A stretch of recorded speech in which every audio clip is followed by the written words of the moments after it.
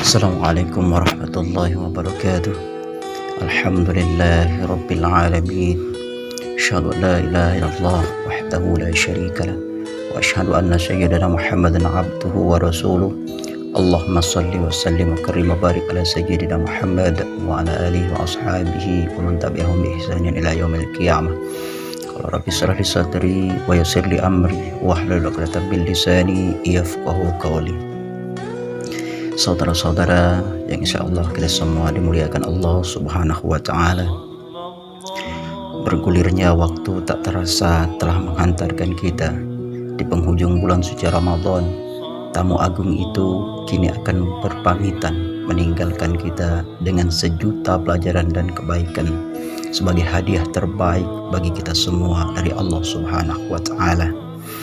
Mungkin derayan air mata kerinduan karena berpisah dengan tamu agung ini kita rasakan oleh seluruh umat manusia di dunia, sebagaimana para sahabat bahkan sampai meneteskan air mata kesedihan karena takut tidak bisa bertemu kembali dengannya, karena mereka sadar kullu nafsin dha'iqatul maut, setiap yang bernyawa pasti akan mengalami yang namanya kematian.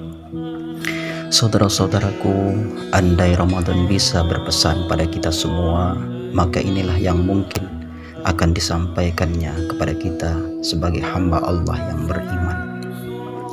Pesan yang pertama, setelah aku pergi, kata Ramadan, jangan kau lupakan aku, karena aku akan datang kembali menghampirimu selama 6 hari di bulan Syawal.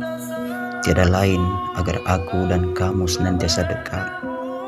Aku akan lebih dekat lagi ketika kau melaksanakan puasa Senin dan Kamis, atau puasa Ayyamul Bid tanggal 13, 14, dan 15 setiap bulan Qamariyah, puasa Arafah, puasa Asyura.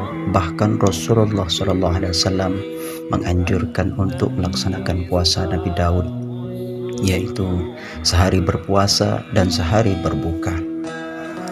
Itu semua, saudara-saudaraku, tiada lain agar kita selalu mengingat bulan suci Ramadan, sehingga pasti bulan Ramadan yang akan datang akan menunggu kita kembali kalau ajal kita disampaikan Allah Subhanahu wa Ta'ala. Dan orang yang berpuasa akan pasti menunggu di pintu Ar-Rayyan.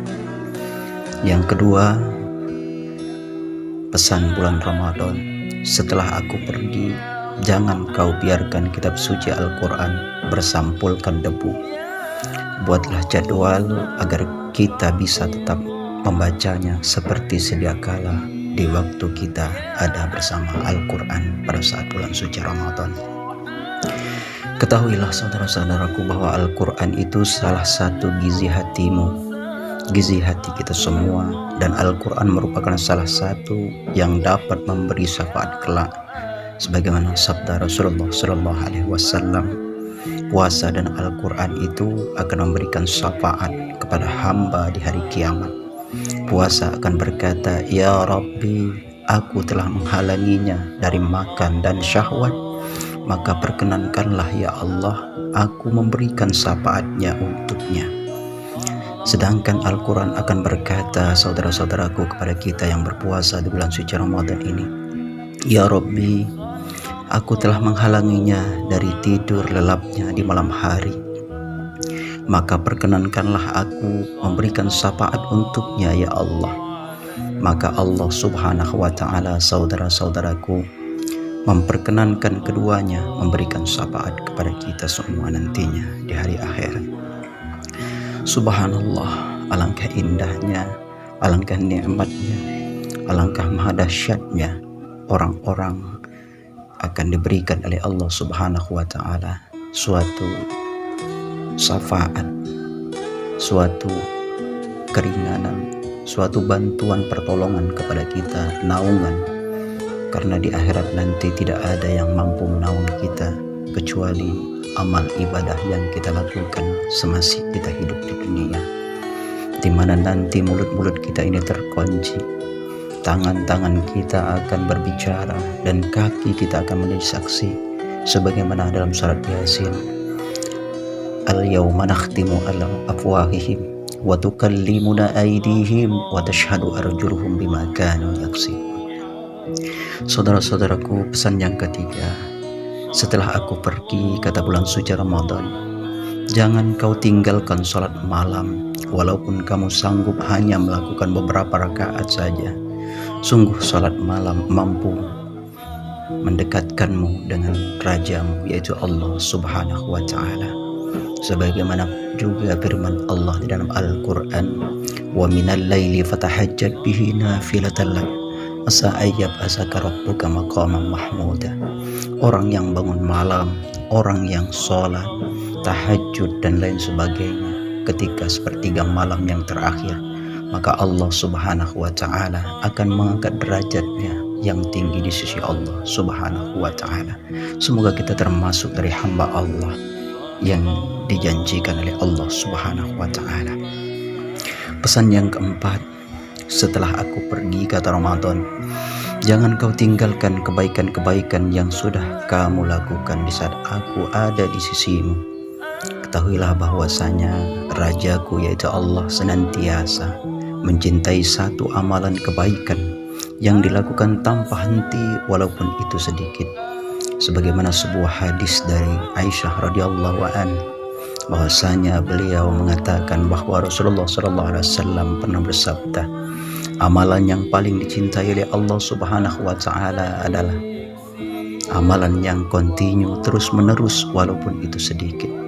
Mudah-mudahan kita selalu mendawamkan apa-apa yang kita lakukan dan kita kerjakan amal ibadah pada saat bulan suci Ramadan nanti. Pesan yang kelima, saudara-saudaraku, saat aku pergi, kata Ramadan, duhai kasihku muslimah, jangan kau lepaskan kembali jilbabmu, karena di situ kehormatan dan kemuliaanmu terjaga. Jangan kau memakainya karena aku, tapi pakailah ia karena Rajaku, yaitu Allah Subhanahu wa Ta'ala. Mudah-mudahan istri kita, anak-anak gadis kita akan mampu menjaga auratnya agar dia selalu berada dalam kehormatan yang diagungkan di dalam Al-Quranul Karim. Dan semoga juga anak cucu kita nantinya akan selalu dekat dan akan selalu beribadah dan akan selalu menjadi anak yang soleh dan soleha yang nantinya akan mampu mendoakan kita di saat kita berada di alam barzah. Hadirin yang dimuliakan Allah, saudara-saudaraku, pesan yang terakhir dari bulan Ramadan adalah kun rabbaniyan wala takun ramadaniyan.